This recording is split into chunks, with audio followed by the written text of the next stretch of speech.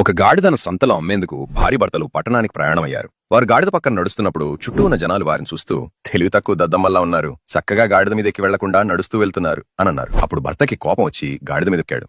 అలా అతడు గాడిద మీద ఆమె పక్కనే నడుస్తూ వెళ్తూ కాస్త ముందుకు వెళ్లగా మళ్లీ కొందరు ఆమెను చూస్తూ పాపం అమాయకుడాలనుకుంటా భర్తపై నెక్కాడు, ఆమె మాత్రం కష్టపడి నడుస్తుంది అనన్నారు. వెంటనే భర్త కిందకి దిగి ఆమెని గాడిద మీదకి ఎక్కించి ప్రయాణం మొదలెట్టారు. ఇంకాస్త దూరం వెళ్లాక భర్తను చూస్తూ నవ్వుతూ మగాడయుండి నడుస్తున్నాడు, ఇంట్లో మొత్తం ఆమెదే నడుస్తుందనుకుంటా అని నవ్వుకున్నారు. భర్త అవమానంగా భావించి అతడు కూడా గాడిద మీద ఎక్కాడు. ఇలా ఇద్దరూ ఎక్కి ఇంకాస్త దూరం దాని మీద వెళ్తున్నప్పుడు మళ్లీ చుట్టూ ఉన్న వాళ్లు వీళ్ళకేం పోయే కాలం, దున్నపోతుల్లా ఉన్నారు, పాపం గాడిద మీద ఎక్కిపోతున్నారు, నడిస్తే ఏమి పోతుంది పాపం ఆ గాడిద అని చుట్టూ మాట్లాడుకున్నారు. భర్తకు చివరికి ఒక విషయం అర్థమైంది, నువ్వు జీవితంలో ఏం చేసినా సొసైటీలో చుట్టూ గాడిదల్లా ఏదో ఒకటి అంటూనే ఉంటారు. సక్సెస్ అయితే ఎవరినో ముంచేసి వచ్చాడని, ఫెయిల్ అయితే ఏం చేతకాని వాడని. సొసైటీలో ఇలాంటి మాటలను పట్టించుకుంటూ పైకి కిందికి ఎక్కుతూ దిగుతూ ఉంటావా, లేకపోతే నీ దారి నువ్వే ఎంచుకుని నీ జీవితం నువ్వే జీవిస్తావా అనేది నీ చేతుల్లోనే ఉంది.